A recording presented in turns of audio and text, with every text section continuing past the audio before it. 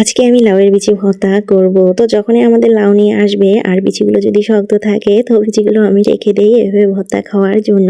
এভাবে বিচিগুলো ভর্তা করে খেলে আমার কাছে অনেক মজা লাগে। তো 2 দিন আমি বিচিগুলো রেখে দিয়েছিলাম। বিচিগুলো যখন জড়ো করে একটু বেশি হয়েছে তারপর সেটা সুন্দর করে ধুয়ে তেলের মধ্যে ভেজে নিচ্ছি। তার সাথে শুকনো মরিচ ভেজে নেব, কাঁচা পেঁয়াজ, রসুন সব কিছু তেল দিয়ে ভেজে ভর্তা বানাবো। তো তেল দিয়ে ভেজে ভর্তা করলে ভর্তাটা অনেক স্বাদ লাগে। আর এদিকে কাঁঠালের বিচিও ভর্তা বানাবো। এবছরের শেষ কাঁঠালের বিচি ভর্তা খাওয়া হবে, কারণ এখন আর কাঁঠাল পাওয়া যায় না, কাঁঠাল শেষ। আর অনেক বিচি ছিল, বিচিগুলো খাওয়া হয়ে গেছে, তো পচে যাচ্ছে।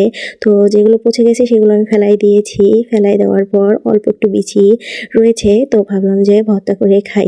তো আমরা এভাবেই কাঁঠালের বিচি ভর্তা করে খাই। বিচিগুলো প্রথমে ভেজে নেই, তারপর পাটার মধ্যে থেতো করে কাঁচা পেঁয়াজ, কাঁচা মরিচ, সরিষার তেল, লবণ দিয়ে সুন্দর করে হাত দিয়ে মেখে এভাবেই আমরা ভর্তা করে খাই। কাঁঠালের বিচিটা ভর্তা হয়ে গেল, আমি রেখে দিলাম। এখন আমি পাটার মধ্যে লাউয়ের বিচিটা ভর্তা করব। তো লাউয়ের বিচির মধ্যে শুকনো মরিচ দিয়েছি, শুকনো মরিচ দিলে বেশি ভালো লাগে। তো লাউয়ের বিচিটাও হয়ে গেল, এখন লাউয়ের বিচিটা উঠিয়ে রাখবো।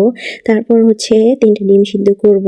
আমরা 3 জন মানুষ, তো 3 জনকার জন্য 3টে ডিম সিদ্ধ করে ডিম সিদ্ধ খেয়ে নেব। তো ডিম সিদ্ধ খাওয়া হয়ে গেছে। তারপর আমি 1 কাপ কফি বানিয়ে নিয়েছি।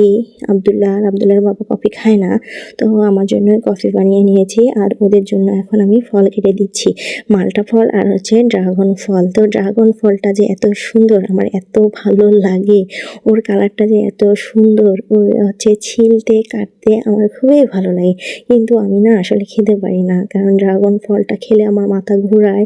আমি সেজন্য আসলে খাই না। ওদের বাবা ছেলেকে দিলাম, ওরা বাবা ছেলে খেয়ে নিচ্ছে। আর এখন আমি এদিকে ঢেঁড়স ভাজি করব। তো ঢেঁড়সগুলো তো কেটে নিয়েছি, পেঁয়াজ, মরিচ, রসুন তেল দিয়ে ভেজে নিয়ে তারপর একটু লবণ আর একটু হলুদের গুঁড়া নিয়ে ঢেঁড়স ভাজি করব। ঢেঁড়স ভাজির মধ্যে তেমন কোনো মশলা দিতে হয় না, শুধু এগুলো দিলেই হয়। আর ঢেঁড়স ভাজি করা তো অনেক সহজ, আর সময়ও কম লাগে, অনেক দ্রুত হয়ে যায়, আর খেতেও তো অনেক মজা। তারপর মসুরের ডাল রান্না করব। ডালটা আমি সকালে ভিজিয়ে রেখেছি, সুন্দর ভিজা হয়ে গিয়ে তারপর প্রেসার কুকারের মধ্যে দিয়ে সিদ্ধ করে নেব। ডাল আসলে যত সুন্দর সিদ্ধ হয় খেতে কিন্তু তত ভালো লাগে। আমার শাশুড়ি বলে যে ডাল সুন্দর করে নাকি বাগার দিতে হয়, বাগার যত সুন্দর করে দেওয়া যায় ডালের টেস্ট নাকি তত ভালো হয়। সেজন্য আমি পেঁয়াজ কুচি, তারপর রসুন কুচি আর ডাল মশলা, যেটাকে আমরা পাঁচফোড়ন বলে থাকি, তো পাঁচফোড়ন মশলা ডালের মধ্যে আমি দিবই।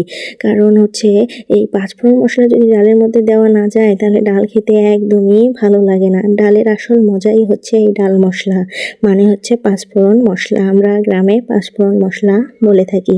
তো ডালটা আমি সুন্দর করে বাগার দিয়েছি, খেতে কিন্তু অনেক মজা হয়েছে। এখন আমি খেতে বসেছি, অনেকটা ডাল নিয়েছি, ঢেঁড়স ভাজি নিয়েছি, এখন মেখে মেখে খাচ্ছি। তো আজকে এ পর্যন্ত, সবাই ভালো থাকবেন, সুস্থ থাকবেন, আল্লাহ হাফেজ।